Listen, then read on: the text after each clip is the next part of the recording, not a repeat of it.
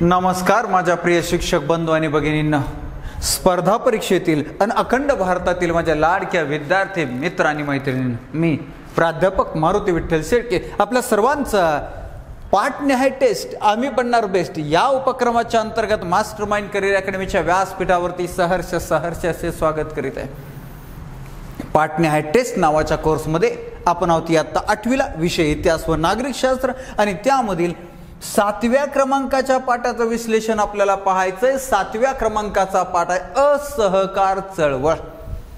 ही असहकार चळवळ कशी सुरू झाली, काय सुरू झाली या संदर्भाची माहिती या पाठामध्ये पाहूया आपण। या पाठावरील प्रश्नांचं विश्लेषण, टेस्टचं विश्लेषण। लोकमान्य टिळकांचे निधन टिंबटिंब या वर्षी झाले। तर लोकमान्य टिळकांचं निधन दिनांक 1 ऑगस्ट 1920 रोजी झाले, लक्षात राहू द्या। म्हणजे आपला प्रश्नाचं उत्तर आहे पर्याय क्रमांक 2। दुसरी गोष्ट, याच दिवशी आपल्या भारतामध्ये महात्मा गांधीजींच्या नेतृत्वाखाली असहकार म्हणजेच असहयोग चळवळ सुरू झाली। तोच दिवस 1 ऑगस्ट 1920 आणि 1 ऑगस्ट 1920च। याच बरोबर असा प्रश्न राज्यसेवेच्या पूर्वपरीक्षेला आला होता की लोकमान्य टिळकांच्या मृत्यूच्या दिवशी खालीलपैकी कोणती चळवळ सुरू झाली। तर अशा रीतीने असहकार चळवळ लोकमान्य टिळकांच्या मृत्यूच्या दिवशी सुरू झाली। त्याचबरोबर 1 ऑगस्ट ही अण्णाभाऊ साठे यांची जयंती सुद्धा आहे। 1 ऑगस्ट म्हणजे महसूल दिन पण आहे। अशा रीतीने हा 1 ऑगस्ट नेहमीच वेगळ्या वेगळ्या कारणांसाठी विचारला जाणारा दिवस आहे, लक्षात ठेवायचा। चला पुढे जाऊया। महात्मा गांधीजी टिंबटिंबमध्ये वकिलीच्या कामानिमित्त दक्षिण आफ्रिकेत गेले। महात्मा गांधीजी उच्च शिक्षणासाठी इंग्लंडला गेले 1888 ला आणि इंग्लंडहून पाठीमागे 1891 ला आले। महात्मा गांधीजी आता आफ्रिकेला वकिलीच्या कामानिमित्त गेलेत कधी? 1893 ला। 1893 ला ते आफ्रिकेमध्ये गेले। एक दादा अब्दुल्ला अँड कंपनी नावाची कंपनी होती आफ्रिकेमध्ये, डर्बन नावाच्या ठिकाणी ही कंपनी। आणि या कंपनीचं एक काम होतं, वकिलीचं एक कायदे संदर्भाचं काम होतं। ती केस होती, तो खटला होता। त्याच निमित्तानं महात्मा गांधीजी आफ्रिकेला 1893 मध्ये गेले होते। चला पुढचा प्रश्न, गांधीजींनी आपल्या कार्याची सुरुवात टिंबटिंब या देशातून केली। महात्मा गांधीजी आफ्रिकेला 1893 मध्ये गेले। त्या आफ्रिकेमध्ये इंग्रजांचं राज्य होतं आणि हे इंग्रज स्थानिक लोकांना वर्णद्वेषामुळे हीन समजायचे, त्यांना गुलामाप्रमाणे वागणूक द्यायची। आणि तिथंच महात्मा गांधीजींनी वर्णद्वेषाच्या विरोधात संघर्षाला सुरुवात केली, ब्रिटिशांच्या विरोधात, इंग्रजांच्या विरोधात लढायला सुरुवात केली। म्हणजेच याचं उत्तर आहे दक्षिण आफ्रिका। दक्षिण आफ्रिका हे महात्मा गांधीजींनी। आणि इथंच दक्षिण आफ्रिकेमध्ये तुम्हाला माहिती असेल गांधीजींच्या आयुष्यातला पहिला सत्याग्रह झालाय नाताळ सत्याग्रह, जो वर्णद्वेषाच्या विरोधात होता 1914 साली। पुढे, शेतकऱ्यांनी टिंबटिंब जिल्ह्यात साराबंदी चळवळ सुरू केली। पाठाच्या खालचा प्रश्न आहे, धड्याच्या खालचा प्रश्न आहे। गोरखपूर, सोलापूर, अमरावती। तर 1918 सालची घटना आहे। खेडा, गुजरात राज्यामधला खेडा नावाच्या जिल्ह्यामध्ये दुष्काळ पडला होता, तरी इंग्रजांनी शेतसारा वाढवला होता। फक्त वाढवला नव्हता तर तो बळजबरीने वसूल केला जात होता। आणि म्हणून इथं महात्मा गांधीजींच्या नेतृत्वाखाली, त्याचबरोबर मोहनलाल पांड्या नावाच्या स्थानिक शेतकऱ्याच्या नेतृत्वाखाली साराबंदी चळवळ सुरू झाली होती। खेडा त्याचं उत्तर आहे। आपण यालाच खेडा सत्याग्रह असंही म्हणतो, खेडा सत्याग्रह। गांधीजींच्या आयुष्यातील एकूणातील 3रा सत्याग्रह, म्हणजे पहिला झाला नाताळचा, दुसरा झाला चंपारण्याचा आणि मग हा 3रा। आणि भारतातील 2रा सत्याग्रह आहे। भारतातला पहिला चंपारण्य आणि दुसरा खेडा सत्याग्रह। कसाही प्रश्न येऊ द्या, योग्य क्रम लावा, साल येऊ द्या, तरी बी आपल्याला यायला पाहिजे। नेक्स्ट, जालियनवाला बाग हत्याकांडाचा निषेध म्हणून रवींद्रनाथ टागोरांनी सरकारने दिलेल्या टिंबटिंब या किताबाचा त्याग केला। गुरुदेव रवींद्रनाथ टागोरांना आपल्या भारतीयांनी एक पदवी दिली होती, ती म्हणजे गुरुदेव. तर भारतीयांनी दिलेली पदवी परत द्यायचा विषय नाही. जालियनवाला बाग हत्याकांडाच्या निषेधात रवींद्रनाथ टागोरांनी इंग्रजांनी दिलेली पदवी जी आहे 1920 मध्ये त्यागलेली आहे, परत केलेली आहे. ती पदवी आहे सर या पदवीचा त्याग केला. एक गोष्ट लक्षात राहू द्या, याच वर्षी इंग्रजांनी सर सय्यद अहमद खान यांना सर या पदवीने सन्मानित केले. फरक लक्षात राहू द्या. रवींद्रनाथ टागोरांनी जालियनवाला बाग हत्याकांडाच्या निषेधार्थ सर या पदवीचा त्याग केलाय आणि सय्यद अहमद खान यांना मात्र इंग्रजांनी सर ही पदवी दिली. फरक दोन्ही मधला 1920च्या दोन्ही घटना.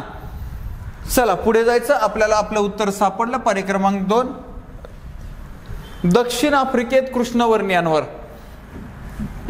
1906च्या आदेशान्वये कोणती बंधने घातली होती? लक्षात राहू द्या, महात्मा गांधीजींनी दक्षिण आफ्रिकेमध्ये इंग्रजांच्या विरोधात, तिथल्या अन्यायाच्या विरोधात 1893 ते 1914 असा संघर्ष केलाय. आणि यामधलीच एक महत्वाची घटना आहे. तर 1906 सालची काय घटना आहे? टिंबटिंबक या आदेशान्वये कोणती बंधने घातली? अनेक बंधने होती, मात्र 1906च्या आदेशान्वये बंधन होतं. कृष्णवर्णियांना ओळखपत्र बाळगणे सक्तीचं केलं. ओळखपत्राशिवाय त्यांनी बाहेर पडायचं नाही, फिरायचं नाही, अशा प्रकारची जाचक अट कृष्णवर्णियांवर, स्थानिकांवर घातली. आणि म्हणून तिथं अजूनच असंतोषाचा वणवा भडकला होता. 1906 मध्ये आफ्रिकेमध्ये झुलू सत्ते विरुद्धचं युद्ध सुद्धा इंग्रजांचं झालेलं होतं. 1906च्या 2 महत्वाच्या घटना. चला प्रश्न क्रमांक 6चं उत्तर आहे पर्याय क्रमांक 1. पुढे जायचं आपल्याला. गांधीजींनी भारतात केलेला पहिला सत्याग्रह कोणता? आत्ताच तुम्हाला सांगितलं की हा जो नाताळचा सत्याग्रह 1914चा हा महात्मा गांधीजींच्या आयुष्यातला पहिला. मात्र हा नाताळचा सत्याग्रह दक्षिण आफ्रिकेतला असल्या कारणाने त्याला भारतातला म्हणता येणार नाही. मग भारतातला पहिला सत्याग्रह आहे चंपारण्य सत्याग्रह. हा 10 एप्रिल 1917 रोजी घेतलेला आहे. 10 एप्रिल 1917 रोजी हा चंपारण्य सत्याग्रह केलाय, जो निळी संदर्भाचा होता. निळी संदर्भाचा म्हणजे काय तर तुम्हाला सगळ्यांना माहिती असेल, आपल्या भारतामध्ये गुजरातमधील अहमदाबाद आणि महाराष्ट्रातील मुंबई या 2 शहरांना भारताचे मँचेस्टर असं म्हणतात. आणि आपल्या महाराष्ट्रामध्ये महाराष्ट्राचे मँचेस्टर कोल्हापूरमधील इचलकरंजीला म्हणतात. का म्हणतात तर या शहरामध्ये कापड उद्योगाचं केंद्रीकरण झालंय. इंग्लंडमध्ये मँचेस्टर नावाचं शहर, या शहरामध्ये कापड उद्योगाचं केंद्रीकरण झालं होतं. आणि त्याच मँचेस्टर शहराची नावं इथं भारतातल्या शहरांना दिली गेली. बरं, आता या कापड उद्योगांसाठी त्यावेळेस रंग देण्यासाठी निळीचा वापर व्हायचा. आणि मग ही निळ जी आहे ती शेतामध्ये पिकवली जायची. इंग्रजांनी जुलूम जबरदस्तीनं कुळांना, शेती कसणाऱ्यांना, शेती मजुरांना ही नीळ पिकवायला लावण्यासाठी गिरमिट या नावाचा कायदा केला होता. गिरमिट या कायद्यानुसार 20/3 किती 20/3 या प्रमाणामध्ये निळीची शेती करायची. 20 एकर शेती असेल 3 एकर करायचीच नीळ, 20 हेक्टर असेल 3 हेक्टर नीळ पिकवायचीच. बरं, मी म्हणतो नीळ पिकवी नका, त्याच्यामधून फायदा होत असेल तर काय अडचण नाही. मात्र हे निळीच्या शेतीचे मालक किंवा इंग्रज खरेदीपेक्षा कमी किमतीमध्ये नीळ विकत घ्यायचे आणि त्यामुळं या नीळ मजुरांची मोठी पिळवणूक व्हायची. या विरोधात बंगालमध्ये आंदोलन झालं होतं. तिथं काही प्रमाणामध्ये सवलती दिल्या होत्या. मात्र बिहार भागामध्ये अशा सवलती नव्हत्या.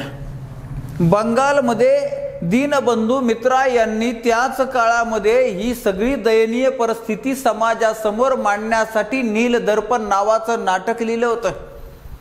इंग्रजांनी त्यावर बंदी घातली होती. एवढंच नाही तर दीनबंधू मित्रा यांना तुरुंगवासाची शिक्षा सुद्धा फरमावली होती.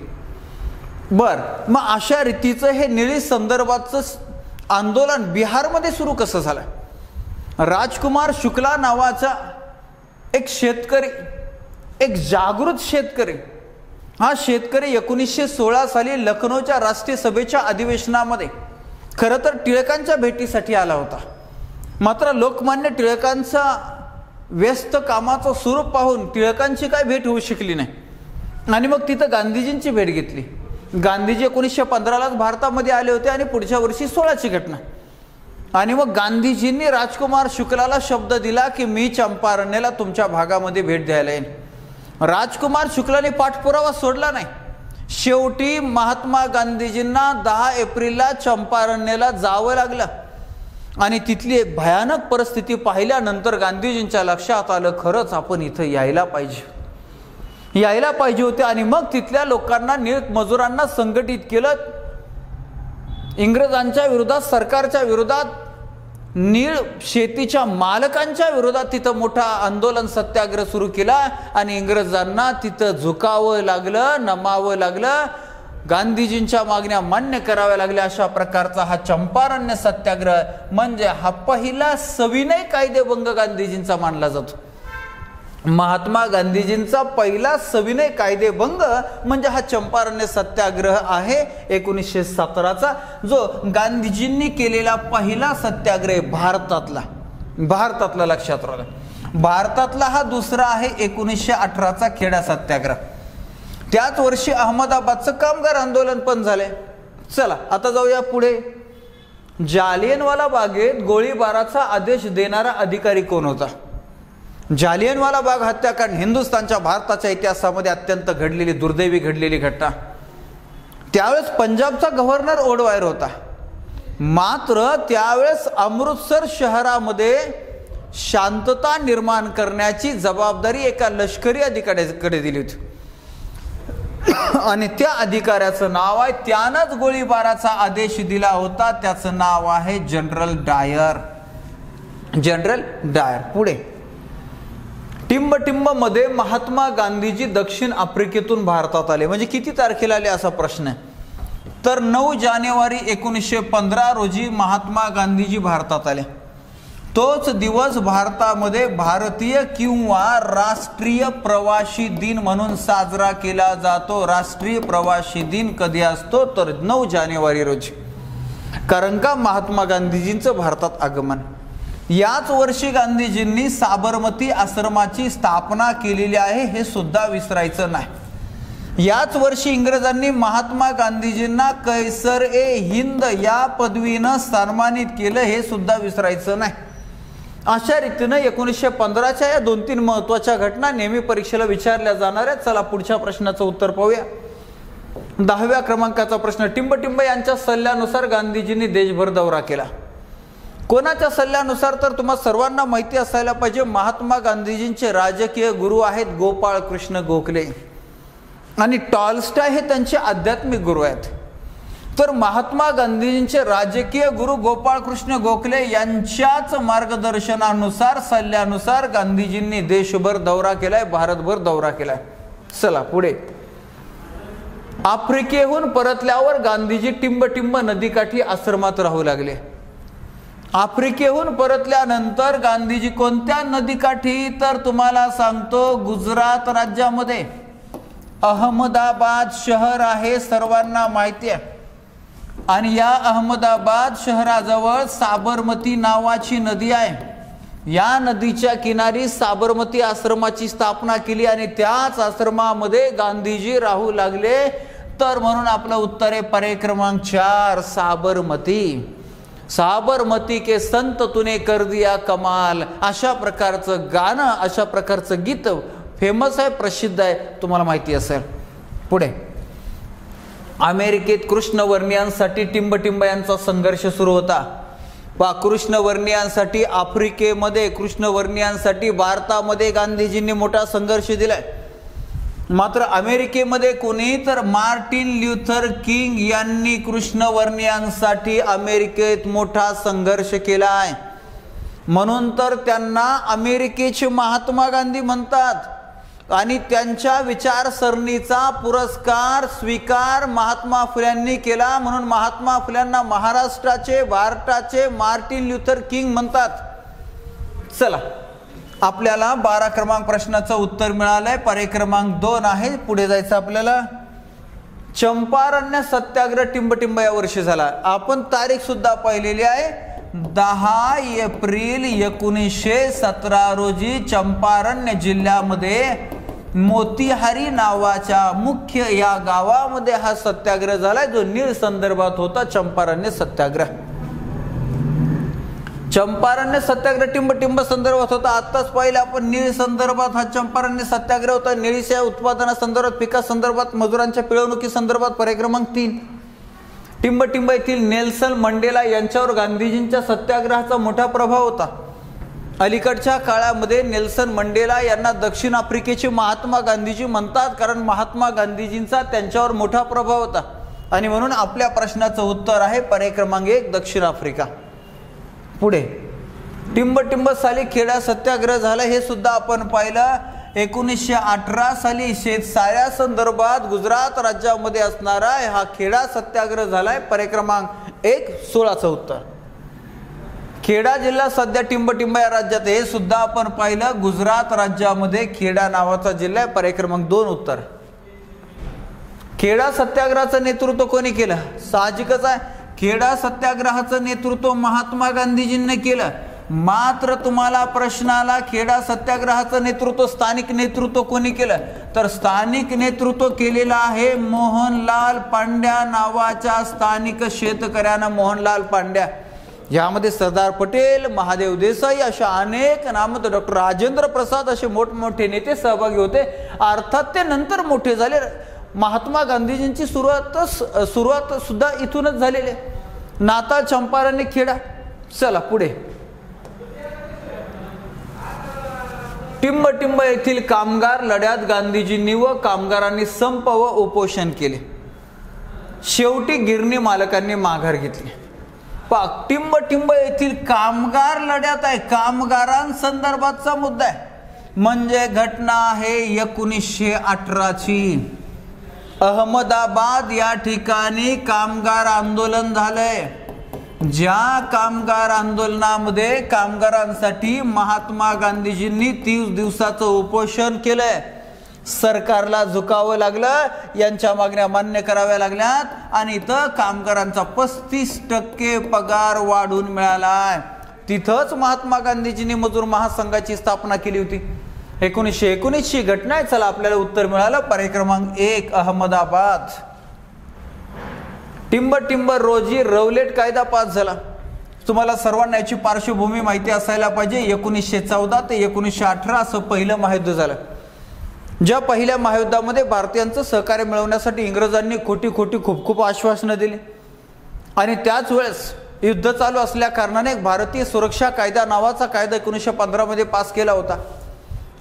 आता युद्ध संपलंय, भारतीय सुरक्षा कायदा चालणार नाही. मात्र आंदोलनाचं प्रमाण वाढत होतं, लोकांच्या असंतोषाचं प्रमाण वाढत होतं. हे सगळे चिरडून टाकण्यासाठी सिडनी रौलेट समिती नावाची, सिडनी रौलेट यांच्या अध्यक्षतेखाली एक समिती स्थापन केली आणि याच समितीनं दाखल केलेल्या अहवालाच्या जोरावरती मार्च 1919 मध्ये रौलेट कायदा पास केलेला आहे. तर अशा रीतीनं रौलेट कायदा 1919 मध्ये पास झालेला आहे. पुढे या कायद्याला भारतीय काळा कायदा म्हणायचे. काळा कायदा म्हणजे कोणत्या कायद्याला म्हणायचे? तर रौलेट कायद्यालाच काळा कायदा म्हणायचे, जो अत्यंत दडपशाही करणारा कायदा होता, जो 1919 मध्ये पास झालेला होता. चला पुढे जाऊया. टिंब मध्ये रौलेट कायद्याला विरोध करण्यासाठी देशव्यापी हरताळ पाळण्याचे आवाहन केले. तारीख आली, ही तारीख आली. त्या अगोदर तुम्हाला एक प्रश्न. सिडनी रौलेट अध्यक्ष होते म्हणून त्या समितीला रौलेट समिती म्हणतात. या समितीनं दिलेल्या अहवालावरून तो विधेयक पास झालं, तो कायदा झाला म्हणून त्याला रौलेट कायदा म्हणतात. मात्र त्याला काळा कायदा म्हणतात, त्याला रौलेट कायदा म्हणतात. मात्र त्या कायद्याचं खरं उत्तर, त्याचं खरं नाव वेगळं आहे. मग माझा प्रश्न आहे, तुम्ही आपल्या चॅटमध्ये, तुम्ही आपल्या व्हॉट्सअपला मला मेसेज करून सांगा की रौलेट कायद्याचं खरं नाव काय? What is the exact name, real name of Rowlatt act? चला तुम्ही सांगायचं याचं उत्तर. मी तर हा साधा सोपा प्रश्नाचं उत्तर सांगतोय की रौलेट कायद्याला विरोध करण्यासाठी महात्मा गांधीजींनी साऱ्या देशवासियांना हरताळ ही संकल्पना सर्वप्रथम महात्मा गांधीजींनी कोणत्या आंदोलनामध्ये, तर इतर रौलट कायद्याच्या विरोधात पुकारले, आवाहन केलंय. आणि कधी? 6 एप्रिल 1919. 6 एप्रिल 1919 रोजी. पर्याय क्रमांक 4 आपलं उत्तर आहे. पुढे पहा, 6 एप्रिल 1919 ही घटना साऱ्या देशभराने या हरताळामध्ये बहुतांशी सहभाग घेतलेला आहे. आणि हे आंदोलन राष्ट्रीय सभेचं पहिलं राष्ट्रीय आंदोलन ठरलंय. हे आंदोलन गांधीजींचं पहिलं राष्ट्रीय आंदोलन ठरलंय. याच आंदोलनामुळं महात्मा गांधींची राष्ट्रीय नेता म्हणून ओळख निर्माण झाली. म्हणून रौलट कायद्याच्या विरोधात सुरू झालेलं 6 एप्रिल 1919 आंदोलन अत्यंत महत्वाचं आहे, विसरायचं नाही. अनेकदा याच्यावरती परीक्षेला प्रश्न विचारले गेले. पुढे 6 एप्रिलला आंदोलन सुरू झालं. हे आंदोलन दडपून टाकण्यासाठी 9 एप्रिल 1919 घटना. महात्मा गांधीजी पंजाबकडे निघाले होते. त्यांना दिल्लीमधील पलवल या ठिकाणी अटक केलं. दुसऱ्या दिवशी 10 एप्रिल 1919 रोजी पंजाबमधील लोकप्रिय नेते आहे डॉक्टर सत्यपाल आणि डॉक्टर सैफुद्दीन किशन यांना अटक केलं. त्यांना अटक केल्यामुळे पंजाबमध्ये असंतोषाचा वणवा भडकला. फार मोठं आंदोलन सुरू झालं. आंदोलनाने उग्र रूप धारण केले. आणि मग यातीलच एक महत्वाची घटना आहे 13 एप्रिल 1919 रोजी. वैशाखी सण आहे. वैशाख पौर्णिमेच्या दिवशी दुपारी 4 वाजता 15 ते 20 हजार लोक अमृतसर शहरामध्ये जालियनवाला बाग नावाची बाग आहे त्या बागेमध्ये जमा झाले होते. त्यावेळेस अमृतसर शहरामध्ये सभाबंदीचा आदेश, कर्फ्यू लागू केला होता, संचारबंदी लागू केली होती. कोणी? पंजाबचा गव्हर्नर होता ओडवायर. मात्र अमृतसर शहराच्या शांततेची जबाबदारी दिली होती, हे आंदोलन चिरडून टाकण्याची जबाबदारी दिली होती जनरल डायर. हा आपलं सैनिक घेऊन या जालियनवाला बागेमध्ये आलाय आणि त्यांनी गोळीबाराचा आदेश दिलाय. जालियनवाला बाग हत्याकांड नावाची घटना जी आहे ती ही घटना जी 13 एप्रिल 1919 रोजी घडली होती. आपला पर्याय क्लिअर झाला, आपलं उत्तर क्लिअर झालं. टिंब या सणाच्या निमित्ताने अमृतसर येथील जालियनवाला बागेत सभा आयोजित करण्यात आली. आत्ता सांगितलं पंजाबमध्ये एक सण असतो बैसाखी नावाचा सण. या सणाच्या निमित्तानं अशा प्रकारची सभा आयोजित केली होती. या सभेमध्ये 7-8 लोकांची भाषणं झाली होती. ब्रिज गोपीनाथ नावाच्या एका कवीनं, एका क्रांतिकारी कवीनं रौलट कायद्याच्या विरोधात कविता सादर केली होती. आणि हे असं सगळं चाललेलं असताना डायरनं गोळीबाराचा आदेश दिला. चला पुढे जायचं आपल्याला. जालियनवाला बाग हत्याकांडात एकूण किती फैरी झाल्या होत्या? जालियनवाला बाग हत्याकांडामध्ये एकूण 1600 फैरी झाल्या होत्या. पर्याय क्रमांक 3 उत्तर. पुढे जालियनवाला बाग हत्याकांडावळी पंजाबचा गव्हर्नर टिंब हा या हत्याकांडात जबाबदार होता. पंजाबचा कोणता गव्हर्नर? गोळीबाराचा आदेश डायरने दिला असाल, मात्र पंजाबचा गव्हर्नर ओडवायर हा जबाबदार होता. आणि ही घटना घडली त्यावेळेस त्या बागेच्या शेजारी हॉटेलमध्ये काम करणाऱ्या एका लहानशा मुलावर या घटनेचा मोठा परिणाम झाला. त्यानं मनामध्ये जिद्द ठरवून निश्चय केला, काय बी झाले या घटनेचा बदला घ्यायचा आणि ओडवायरला मारायचं. लिहायला वाचायला शिकला, स्वतःचा व्हिसा काढला, पिस्तूल मिळवला आणि इंग्लंडमध्ये गेला. आणि कधी? 1940 रोजी त्या ओडवायरला इंग्लंडमध्ये जाऊन ठार मारले. असा धाडशी क्रांतिकारक कोण होता? तर त्याचं नाव आहे उधमसिंह. उधमसिंह हे नाव आहे. तुम्हा आम्हाला जे स्वातंत्र्य मिळाले, जे आनंद मिळाले, जो सार्वभौमत्व मिळाले, या क्रांतिकारकांच्या बलिदानामुळे, त्यांच्या त्यागामुळे, त्यांच्या रक्तामुळे, हे आपण विसरता कामा नये. जालियनवाला बाग नावाची हत्याकांड नावाची ही दुर्दैवी घटना भारताच्या इतिहासामध्ये घडली.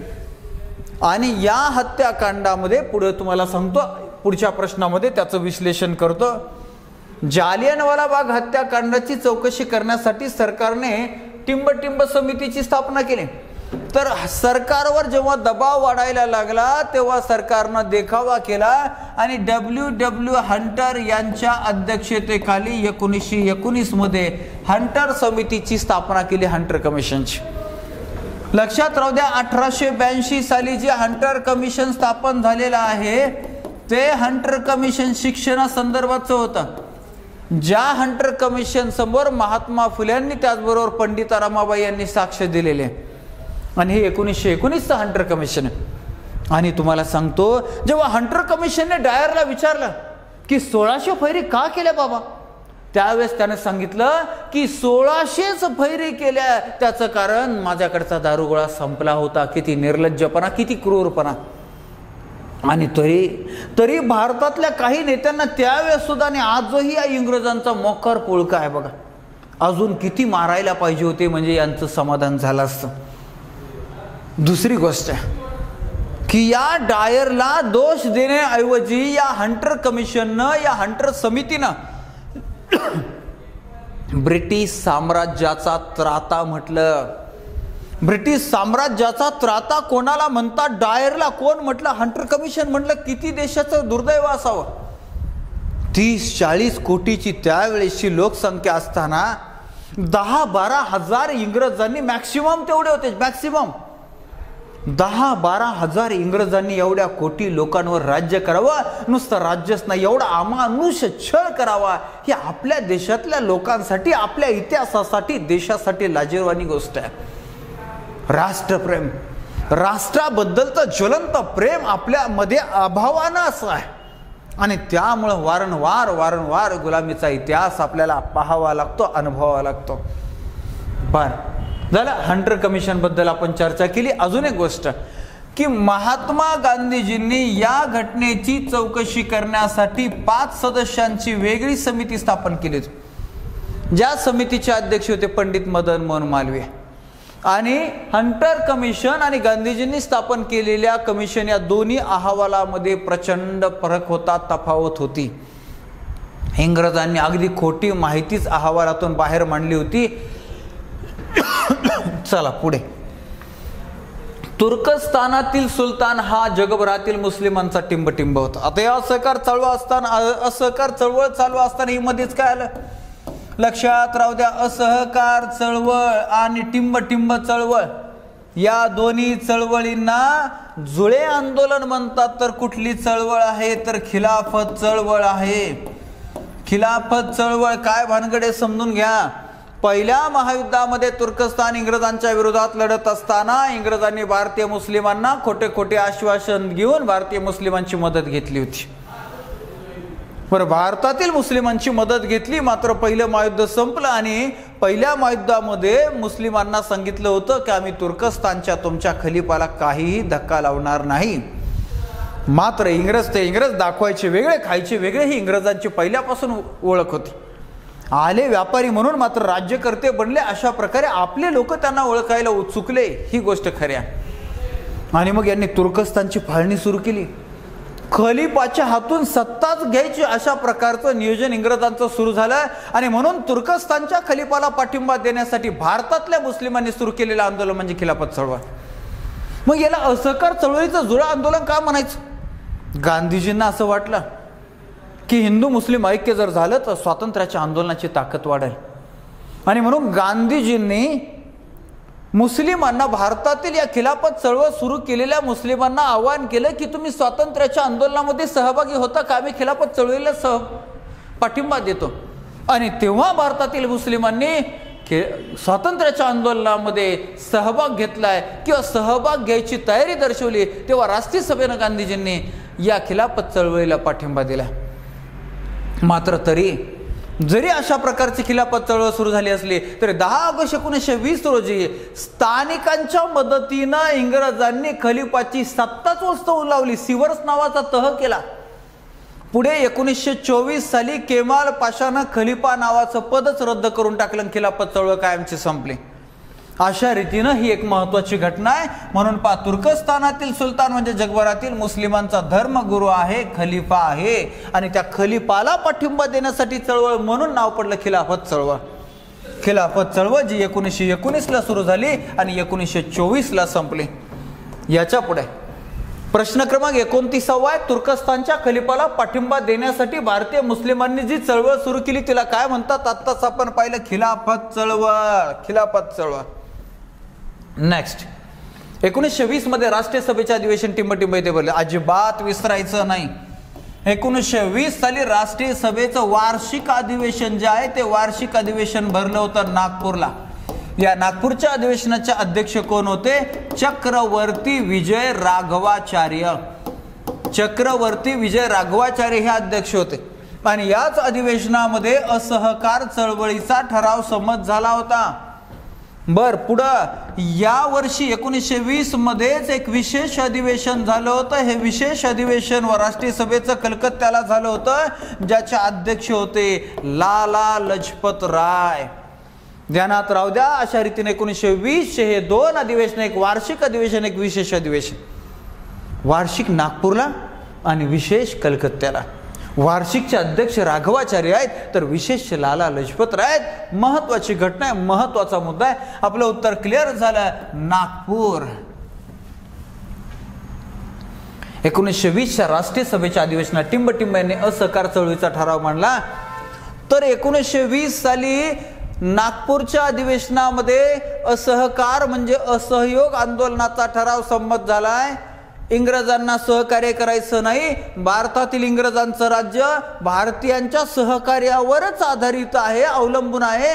हे गांधीजींना कळलंय, देशाला कळलंय. आता आपण सहकार्य करायचंच नाही म्हणजे त्यांचं सरकार उलटून पडेल. 1 वर्षात स्वातंत्र्य मिळवायचं अशा प्रकारची घोषणा झाली आणि आंदोलनाला सुरुवात झाली. मात्र या अधिवेशनात असहकार चळवळीचा ठराव मांडला कोणी? जसं 1917च्या कलकत्त्याच्या अधिवेशनात अध्यक्ष होते ॲनी बेझंट. अस्पृश्यता विरोधी ठराव मांडला कोणी? वीरा शिंदे यांनी मांडला. 1942 साली छोडो भारत आंदोलन झाला. या छोडो भारत आंदोलनाची सुरुवात दिनांक 7 ऑगस्ट 1942 रोजी मुंबईतील गवालिया टँक मैदान, ज्याला आपण ऑगस्ट क्रांती मैदान म्हणतो, आझाद मैदान म्हणतो, या मैदानावर राष्ट्रीय सभेच्या अधिवेशनाने सुरुवात झाली, ज्या अधिवेशनाचे अध्यक्ष होते मौलाना आझम. मात्र छोडो भारत आंदोलनाचा ठराव कोणी मांडला? पंडित जवाहरलाल नेहरूंनी. तसा इथं असहकार चळवळीचा ठराव कोणी मांडला? तर देशबंधू चित्तरंजन दास. पर्याय क्रमांक 2 आपलं उत्तर. या आंदोलनात मोतीलाल नेहरू, चित्तरंजन दास इत्यादी वकिलांनी न्यायालयावर बहिष्कार टाकला. म्हणजे कोणत्या आंदोलनामध्ये? तर असहकार आंदोलनामध्ये अनेक वकिलांनी आपल्या बॅरिस्टर पदवीचा त्याग केला होता. सरकारी कोर्टावर बहिष्कार टाकला होता. सरकारी वस्तूंचा बहिष्कार टाकला होता. स्वदेशीची चळवळ सुरू झाली होती. घरोघरी चरखे वापरले जाऊ लागले होते. अशा रीतीनं इथं फक्त वकिलीचाच त्याग नाही. रवींद्रनाथ टागोरांनी सर पदवीचा त्याग केला. महात्मा गांधीजींनी कैसरिया पदवीचा, कैसरिया हिंद या पदवीचा त्याग केला. अशा अनेक गोष्टी. प्रफुल्लचंद्र रे नावाच्या व्यक्तीने इंग्रजांची नोकरी सोडली आणि इंग्रजांची नोकरी सोडून बंगालमध्ये औषधांचा बंगाल केमिकल्स नावाचा कारखाना सुरू केला. गुजरात विद्यापीठ, बिहार विद्यापीठ, जामा मिलिया विद्यापीठ अशा रीतीने तात्पुरत्या स्वरूपाचे विद्यापीठ स्थापन झाले. विद्यार्थ्यांनी सरकारच्या शाळा सोडल्यात. अशा हे फार महत्त्वाच्या घडामोडी या असहकार आंदोलनामध्ये झाल्या होत्या. म्हणून याचं उत्तर सुद्धा असहकार आंदोलनच आहे. पर्याय क्रमांक 3. टिंबटिंबमध्ये मुंबईत आलेल्या प्रिन्स ऑफ वेल्स मुंबईत आला होता. त्याच्या त्याचं हरताळ पाळून केलंय. तर 1921 साली हा इंग्लंडचा राजकुमार भारतामध्ये आला होता, मुंबईमध्ये आला होता. नेताजी सुभाषचंद्र बोस यांच्या नेतृत्वाखाली मोठा मोर्चा काढला होता त्याचा निषेध करण्यासाठी. याचबरोबर गांधीजींनी 5 दिवसाचं उपोषण केलं होतं त्याच्या आगमनावर बहिष्कार टाकण्यासाठी. चला, अशा रीतीनं प्रश्न क्रमांक 33चं उत्तर. पर्याय क्रमांक 3. पुढे जाऊया. चौरी चौरा गाव सध्या टिंबटिंब राज्याचे. सध्याच्या उत्तर प्रदेश राज्यामध्ये गोरखपूर जिल्ह्यामध्ये चौरी चौरा नावाचं गाव आहे.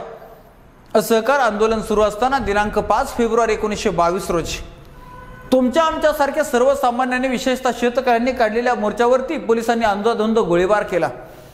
संतप्त झालेल्या जमावानं पोलिसांवर हल्ला केला. पोलीस पळून पोलीस स्टेशनमध्ये जाऊन लपून बसले. जमावानं पोलीस स्टेशनला आग लावली आणि त्यामध्ये 22 पोलिसांचा जळून मृत्यू झाला. त्याला म्हणतात चौरी चौरा घटना, चौरी चौरा प्रकरण. म्हणून चौरी चौरा नावाचं गाव परीक्षेला विचारलं जातं. याचं उत्तर आहे उत्तर प्रदेश.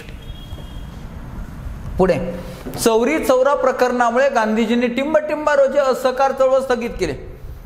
5 फेब्रुवारी 1922 रोजी चौरी चौरा प्रकरण झालं. आपल्या आंदोलनाला हिंसक वळण लागलं. आपलं आंदोलन हिंसक नकोय, अहिंसक पद्धतीने आपल्याला आंदोलन करायचंय. आणि म्हणून महात्मा गांधीजींच्या तत्वाला, मनाला हे पटलं नाही. आणि म्हणून महात्मा गांधीजींनी 12 फेब्रुवारी 1922 रोजी असहकार आंदोलन स्थगित केलं. असहकार आंदोलन स्थगित केल्यानंतर भारतातल्या विशेषतः तरुण वर्गामध्ये नाराजी निर्माण झाली आणि मग भारतामध्ये एक दोन गट निर्माण झाले. एक परिवर्तनवाद्यांचा तरुणांचा गट होता ज्यांना गांधीजींचा निर्णय आवडला नाही. अगदी नेताजी सुभाषचंद्र बोस सुद्धा म्हटले होते हे देशाच्या दुर्भाग्याशिवाय दुसरे काही नाही. चित्तरंजन दास यांना आवडलं नाही, लाला लजपत राय यांना हा निर्णय आवडला नाही. अशा रीतीनं अनेक नेत्यांना हा निर्णय आवडला नाही. तरुणांचं त्यांनी नेतृत्व केलं, ते परिवर्तनवादी गटामध्ये पडले आणि अपरिवर्तनवादी गटामध्ये मग गांधीजींचेच काही कट्टर समर्थक जे होते ते. अशा रीतीनं परिवर्तनवादी अपरिवर्तनवादी या निर्णयामुळे भारतामध्ये असे दोन गट पडले होते. बरं, 1922 मध्ये राष्ट्रीय सभेचं गया या ठिकाणी अधिवेशन झालं. त्याचा प्रत्यंतर तिथं आला. गया या ठिकाणच्या अधिवेशनामध्ये देशबंधू चित्तरंजन दास यांनी निवडणुकीचा जो ठराव मांडला होता तो गांधीजींच्या अनुयायांनी संमत होऊ दिला नाही. मग देशबंधू चित्तरंजन दास यांनी राजीनामा दिला, स्वतःचा स्वराज्य पक्ष नावाचा पक्ष स्थापन केला. म्हणजे काँग्रेसमध्ये परिवर्तनवादी अपरिवर्तनवादी अशा प्रकारची दुसऱ्यांदा फूट पडली. तर अशा रीतीनं गांधीजींची लोकप्रियता सुद्धा त्यावेळेस कमी झाली होती, घटली झाली होती. त्याचाच फायदा इंग्रजांनी घेतला. इंग्रजांनी गांधीजींना अटक केले. अटक केल्यानंतर त्यांच्यावर राष्ट्रद्रोहाचा खटला भरवला. एवढंच नाही तर त्यांची बॅरिस्टर ही पदवी सुद्धा हिरावून घेतली. अशा रीतीची घटना घडली होती. चला पुढे जायचं आपल्याला. टिंबटिंब या वृत्तपत्रात 3 राष्ट्रद्रोही लेख, किती 3 काय राष्ट्रद्रोही लेख लिहिल्याचा आरोप ठेवून गांधीजींवर अटक केली. त्यांच्यावर राष्ट्रद्रोहाचा खटला जो आता म्हटलो ना मी 10 मार्च 1922चा तो. तर अशा रीतीनं कुठल्या वृत्तपत्रामध्ये गांधीजींनी हरिजन वृत्तपत्र सुरू केलं होतं, पण ते नंतर सुरू केलं. नवजीवन होतं गांधीजींचं, दीनबंधू तर नाहीच. म्हणजे उत्तर फक्त राहिलं यंग इंडिया. यंग इंडिया या वृत्तपत्रामध्ये 3 लेख जे लिहिले होते ते राष्ट्रद्रोही समजले गेले आणि म्हणून त्यांच्यावरती राष्ट्रद्रोहाचा खटला भरवला होता. 6 वर्षाची तुरुंगवासाची शिक्षा झाली होती. मात्र शारीरिक कारणामुळे, आजारामुळे म्हणजे अपेंडिक्सच्या ऑपरेशनसाठी फेब्रुवारी 1924 मध्ये गांधीजींची सुटका झाली होती. ओके, 36व्या प्रश्नाचं उत्तर. अजून एक महात्मा गांधीजींचं वृत्तपत्र लक्षात असू द्या. 2016च्या STIच्या पूर्व परीक्षेला प्रश्न आले. Indian opinion. महात्मा गांधीजींनी आफ्रिकेत सुरू केलेलं वृत्तपत्र कोणतं? Indian opinion. चला पुढे जाऊया. टिंबटिंब रोजी राष्ट्रीय सभेच्या अंतर्गत स्वराज्य पक्षाची स्थापना झाली. साल विचारले. 1922 साली देशबंधू चित्तरंजन दास आणि मोतीलाल नेहरू यांनी स्वराज्य पक्षाची स्थापना केली. या स्वराज्य पक्षाने 1923 मध्ये निवडणुका लढवल्यात. या निवडणुकीमध्ये 48 उमेदवार, 148 पैकी 45 उमेदवार, सर्वात जास्त उमेदवार या पक्षाचे निवडून आले होते. सर्वात जास्त. केंद्रामध्ये मोतीलाल नेहरू यांनी या पक्षाचं नेतृत्व केलं. बंगालमध्ये देशबंधू चित्तरंजन दास यांनी नेतृत्व केलं. 1923च्या निवडणुकीतील सर्वात मोठा पक्ष म्हणजे स्वराज्य पक्ष होता. चला आपलं उत्तर क्लिअर झालं. जाऊया पुढे. टिंबटिंब रोजी स्थापन केलेल्या सायमन कमिशनचे अध्यक्ष टिंबटिंब असून टिंबटिंब इतके सदस्य होते. सायमन कमिशनची स्थापना कोणत्या वर्षी झाली? पहिला प्रश्न आहे. तर त्याचं उत्तर आहे 1927. 1919 साली मॉन्टेग्यू चेम्सफोर्ड कायदा झाला होता. या कायद्यानुसार असं ठरलं होतं दर 10 वर्षाला भारताला प्रशासकीय राजकीय सुधारणा द्यायच्या. आता या सुधारणा द्यायच्या होत्या 10 वर्ष. 1919 अधिक 10 केले की 1929 होते. मात्र इंग्लंडमधील बदलत्या राजकीय घडामोडीमुळे 2 वर्ष अगोदरच, त्याचबरोबर मॉन्टेग्यू चेम्सफोर्ड कायद्याचं मूल्यमापन करणे हाही होतो आणि या हेतूनं मग 1927 साली सायमन कमिशनची स्थापना केली. पुढचा प्रश्न आहे कोणाच्या अध्यक्षतेखाली? सायमन नावच का पडलं? कारण अध्यक्षांचं नाव होतं sir John Simon. Sir John Simon हे अध्यक्ष होते. आणि पुढं परत किती सदस्य होते? 27 चा आकडा एकक स्थानी 7 हे लक्षात ठेवायचं. 7 1927 आहे बघा. 1927 सर जॉन सायमन. 7 पर्याय क्रमांक 2 आपलं उत्तर क्लिअर झालं. चला पुढे जाऊया. सायमन कमिशन मध्ये किती भारतीय सदस्य होते? सायमन कमिशन मध्ये एकूण सदस्य 7 होते. मात्र एकही भारतीय सदस्य नव्हता. म्हणून तर या सायमन कमिशनला व्हाईट मॅन कमिशन म्हणत होते, गोऱ्या लोकांचं कमिशन म्हणत होते. म्हणून या सायमन कमिशनवर बहिष्कार टाकला गेला. सायमन गो बॅक, सायमन परत जा, काळे झेंडे दाखवून सायमन कमिशनचा निषेध केला. तरी सायमन कमिशन 3 फेब्रुवारी 1928 रोजी मुंबईमध्ये आलंच. ती एकदा नाही, दोनदा भारतामध्ये आलं. दोनदा या सायमन कमिशनने दौरा केलाय आणि दिनांक 27 मे 1930 रोजी सायमन कमिशनने आपला अहवाल सरकारकडे सादर केलाय. ज्या अहवालाच्या जोरावर इंग्रजांनी 3 गोलमेज परिषदा पुढे इंग्लंडमध्ये घेतल्या होत्या, त्या सुद्धा महत्वाच्या. चला, आपलं उत्तर इथं क्लिअर झालं. पुढे टिंबटिंब येथे सायमन कमिशन विरुद्ध झालेल्या निदर्शनाचे नेतृत्व लाला लजपतराय. सायमन कमिशनच्या विरोधात देशभरामध्ये निदर्शनं झाले होते. त्यामध्ये लाहोर या ठिकाणी लाला लजपतराय यांच्या विरोधात मोर्चा निघाला होता. ती घटना आहे दिनांक 30 ऑक्टोबर 1928. यावेळेस पंजाबचा गव्हर्नर होता स्कॉट. त्यानं ह्या मोर्चा मोडून काढण्याची जबाबदारी सॉन्डर्सकडे दिली होती. या सॉन्डर्सने तिथल्या मोर्चावरती लाठी हल्ला केला होता. त्यामध्ये लाला लजपतराय जखमी झाले होते आणि त्यातून ते काय वाचू शकले नाही. आणि दिनांक 17 नोव्हेंबर 1928 रोजी लाहोरमध्येच लाला लजपतराय यांचा मृत्यू झाला. आजही पंजाबमध्ये, उत्तर भारतामध्ये 17 नोव्हेंबर हा हुतात्मा दिन साजरा करतात. हुतात्मा दिन आपल्याला माहिती आहे 30 जानेवारी आहे, शहीद दिन 23 मार्च आहे. तरी सोलापूरचा हुतात्मा दिन 12 जानेवारी आहे. का ते पुढे पाहायचं आपल्याला. आणि पंजाब किंवा उत्तर भारतामध्ये 17 नोव्हेंबर लाला लजपतराय यांची पुण्यतिथी सुद्धा हुतात्मा दिन म्हणून साजरी करतात. याच घटनेचा बदला घेण्यासाठी 17 डिसेंबर 1928 रोजी म्हणजे बरोबर 1 महिन्यानं भगतसिंग, सुखदेव, राजगुरू आणि चंद्रशेखर आझाद यांनी लाहोर कटामध्ये स्कॉटला मारण्याचा प्रयत्न केला. दुर्दैवानं स्कॉट वाचला आणि सॉन्डर्सच मारला गेला. लक्षात राहू द्या. अशा रीतीची ही महत्त्वाची घटना जी आहे ती घटना सायमन कमिशनच्या विरोधातल्या ह्या आंदोलनासंदर्भात विसरायचं नाही. पुढे टिंबटिंब या उद्दाम पोलीस अधिकाऱ्याने लालाजींच्या छातीवर लाठीने प्रहार केले. आता सांगितलं सॉन्डर्स. भारतातील नेते एकमताने राज्यघटना तयार करू शकत नाहीत अशी टीका भारत मंत्री टिंबटिंब यांनी केली. सायमन कमिशन मध्ये एकही भारतीय का घेतला नाही असा जेव्हा प्रश्न विचारला तेव्हा बर्कनहेडने सांगितलं भारतीय नेत्यामध्ये जाती धर्मात इतके मतभेद आहेत की ते देशाची राज्यघटना सुद्धा एकमताने तयार करू शकत नाही. असे लिमत बनवा असं आवाहन केलं. आणि त्यावेळेचा भारत मंत्री कोण होता तर बर्कनहेड. या बर्कनहेडने अशा प्रकारचं आवाहन केलेले. पर्याय क्रमांक 2 आपलं उत्तर. बर्कनहेडचे आवाहन स्वीकारून टिंबटिंब समिती ही सर्वपक्षीय समिती स्थापन झाली. तर बर्कनहेडचं आव्हान स्वीकारलं 28 फेब्रुवारी 1928 रोजी दिल्लीमध्ये आणि पुन्हा 10 मे 1928 रोजी मुंबईमध्ये 29 संस्था एकत्र आल्या. सर्व पक्षीय संस्था एकत्र आल्या. सर्व प्रमुख नेते एकत्र आले आणि 8 सदस्यांची एक समिती स्थापन केली. या 8 सदस्यांच्या समितीचे अध्यक्ष हे मोतीलाल नेहरू होते आणि म्हणून त्या समितीला नाव पडलं नेहरू समिती. ओके, चला पुढे.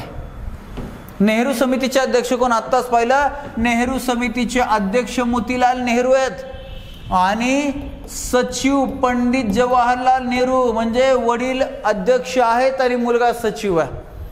मग नेताजी सुभाषचंद्र बोस वगैरे 8 एकूण टोटल अध्यक्षासह याचे सचिव आहेत, सदस्य आहेत. 8 सदस्यांची नेहरू समिती. या नेहरू समितीमध्ये अनेक महत्वाच्या मागण्या केल्या होत्या. त्यामध्ये वसाहतीच्या स्वराज्याची मागणी सुद्धा होती. या नेहरू समितीनं जो अहवाल दिलाय त्याला म्हणतात नेहरू रिपोर्ट. या नेहरू रिपोर्टाच्या अहवालाला मान्यता राष्ट्रीय सभेच्या 1928 साली कलकत्त्याला भरलेल्या ते सुद्धा मोतीलाल नेहरू यांच्याच अध्यक्षतेखाली भरलेल्या अधिवेशनामध्ये मान्यता मिळाली. आणि या मागण्यांना मुदत होती 1 वर्षाची. 1 वर्षापर्यंतची मुदत दिली होती. वसाहतीच्या स्वराज्याची मागणी सुद्धा यामध्ये होती. नेहरू अहवाल. या नेहरू रिपोर्टाला, या नेहरू अहवालाला अनेकांनी विरोध केला. त्यामध्ये बॅरिस्टर जिना मुस्लिम लीगने देखील. का? कारण मुस्लिम समाजासाठी स्वतंत्र मतदारसंघाची तरतूद त्यामध्ये नव्हती म्हणून. बॅरिस्टर जिना यांनी तर 14 कलमांची योजनाच या नेहरू रिपोर्टाच्या विरोधात मांडली आणि आवाजवी मागण्या केलेल्या आहेत म्हणून इंग्रजांनी सुद्धा हे नेहरू रिपोर्टामधल्या मागण्या फेटाळल्यात. चला पुढे. नेहरू अहवालात खालीलपैकी कोणत्या मागणीचा समावेश नाही? पण नेहरू अहवालामध्ये भाषावार प्रांत रचना करावी मागणी आहे. प्रौढ मतदान पद्धती लागू करावी ही पण मागणी आहे. वसाहतीचे स्वराज्य स्थापन करावे ही पण मागणी आत्ताच सांगितल्या. पुढे काय, ब्रह्मदेश भारतापासून वेगळा करावा नाही, ही मागणी नाही म्हणजेच पर्याय क्रमांक 1 आपलं उत्तर आहे. मागणी नाही कोणतीही विचारलाय. 1929 डिसेंबरमध्ये राष्ट्रीय सभेचे अधिवेशन टिंबटिंब येथे टिंबटिंब यांच्या अध्यक्षतेखाली भरले. नुसतं साल काय, आम्ही तारीख पण सांगतो. 31 डिसेंबर 1929 रोजी रावी नदीच्या किनारी लाहोर शहरामध्ये पंडित जवाहरलाल नेहरू यांच्या अध्यक्षतेखाली अधिवेशनाला सुरुवात झाली. याच अधिवेशनामध्ये संपूर्ण स्वराज्याची मागणी केली.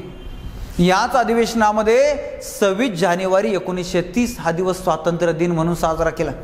याच अधिवेशनामध्ये सविनय कायदेभंग आंदोलनाचा ठराव सुद्धा संमत झालाय. अशा रीतीचं हे अधिवेशन फार महत्वाचं आहे. म्हणजे आपल्याला आता उत्तर पाहायचं आहे लाहोर, पंडित जवाहरलाल नेहरू म्हणजे पर्याय क्रमांक 3 आपलं उत्तर. राष्ट्रीय सभेच्या लाहोर अधिवेशनात टिंबटिंब ठराव संमत करण्यात आला. संपूर्ण स्वराज्याचा ठराव संमत करण्यात आला. हे आपण आता पाहिल्याच.